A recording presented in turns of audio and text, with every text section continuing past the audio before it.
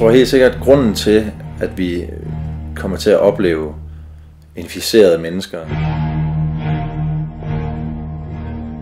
jamen det er noget, som vil skyldes menneskets påvirkning.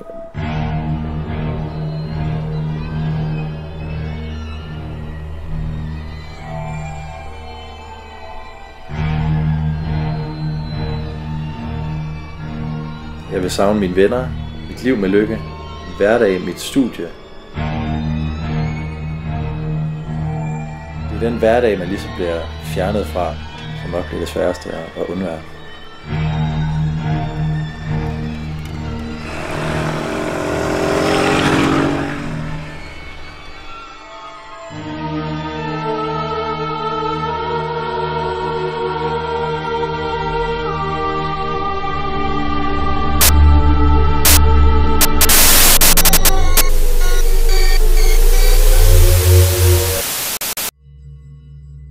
Simons rolle i et overlevelseshold.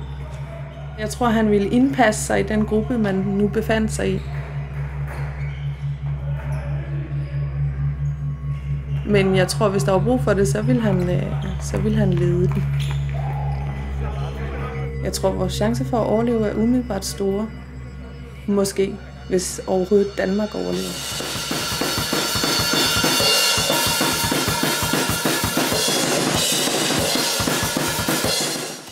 I min fritid spiller jeg rigtig meget håndbold, går meget op i veteranknallerne, spiller trommer i 2 bands lige for tiden.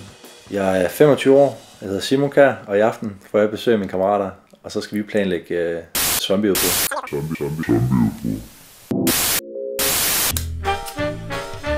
Jeg er mest til at være på farten, må jeg tilstå. Ja. I tilfælde af zombie.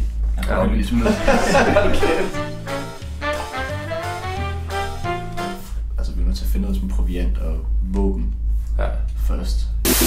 Så jeg tænker, hvis I nu mødes sådan cirka her, I skal nok ikke mødes inde ved runddelen, for der er nok ret mange mennesker. Jeg hedder Tansvej, tror jeg det hedder, der er også virkelig mange mennesker. Så jeg tænker, hvis I nu sådan tager de små veje her, i Sankt Hans Torv, skal I selvfølgelig over en bro, det er lidt farligt, men der kan man sikkert gå over her, for det er ret lavt ved søerne. It's not a boom. Jeg er sgu bange for, at det går hurtigt. Altså, ja. Og især når der er få zombier, det er jo ikke, man spiser ikke et menneske op, for at sige det. Det er jo lidt morbidt at snakke om, men det er et bid, så ser man en ny levende, så er det jo videre, og så er den person jo allerede inficeret, kan man sige. Så det bliver bare hurtigt til mange mennesker. At Simon forbereder sig på et zombieudbrud er underholdende. Det er mærkeligt, fordi at det kommer højst sandsynligt ikke til at ske. Men hvis det gør, så er han forberedt.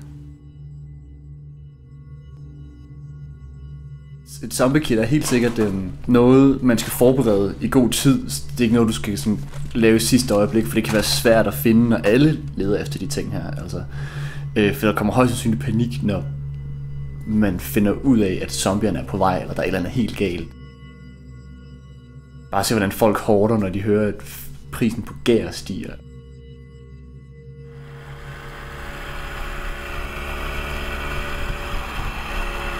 Zombier danner ramme for den menneskelige proces, man gennemgår i situationer, hvor man er isoleret, eller hvor man er helt udskilt.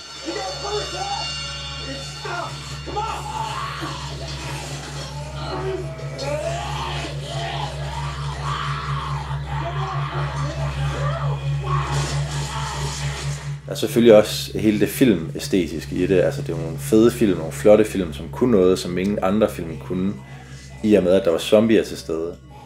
Vi havde de her overlevende i de her zombiefilm, og spejler os meget i det her sådan, han er bare nederen, fordi han gør det og det og det.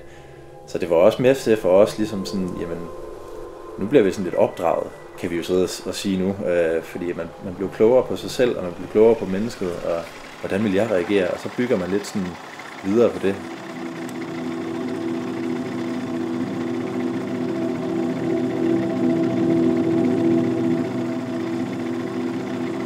Zombier er fascinerende, fordi de har en rolle i forhold til mennesket.